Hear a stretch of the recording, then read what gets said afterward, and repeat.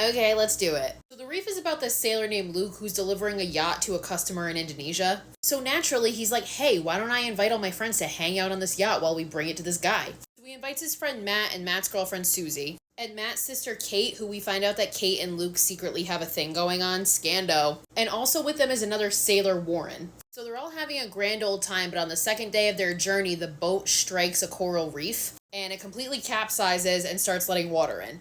So Warren activates the emergency position indicator, but Luke's like, dude, that's not gonna work unless a plane flies overhead, so it's pretty much fucking useless. So Luke is like, okay, well, I'm gonna swim to Turtle Island. It's about 12 miles away. Because at this point, they know the current is just pushing them further away from any land, so, like, there's no other fucking option. And he suggests to the others, like, you guys should come with me, it's not that far. They're all super reluctant, especially Warren, who downright refuses because he believes that the waters are shark infested. Where would he possibly get that idea? But eventually he's able to convince Susie, Matt, and Kate to go with him. So the four of them take a couple of these little, like, broken surfboard things that they found on the boat, and they set off. And they leave Warren behind, obviously, with the intention of sending help back. As they're swimming, we suddenly get this jump scare, and it's a turtle shell that's been, like, decapitated, like, head bitten off. Immediate red flag, suspicious. And then we get a shot back of Warren still on top of the boat, and he looks out and sees a giant shark circling him. And early spoiler, that's the last we see of Warren.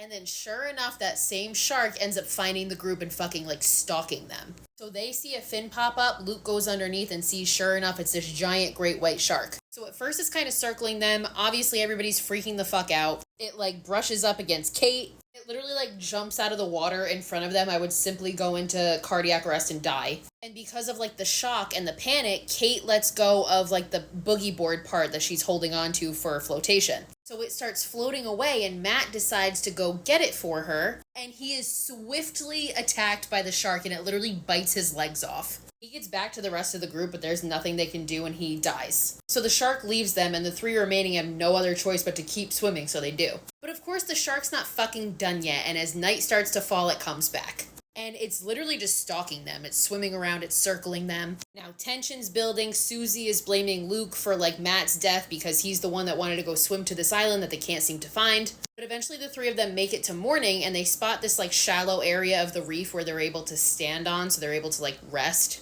And in the distance a little bit, they see this, like, big rock that they would be able to, like, sit on. So they decide that's their best bet, and they're gonna swim towards it. As they're swimming, they see something pop out of the water. Again, everybody starts freaking the fuck out until they realize it's just dolphins. Everybody's safe. Psych!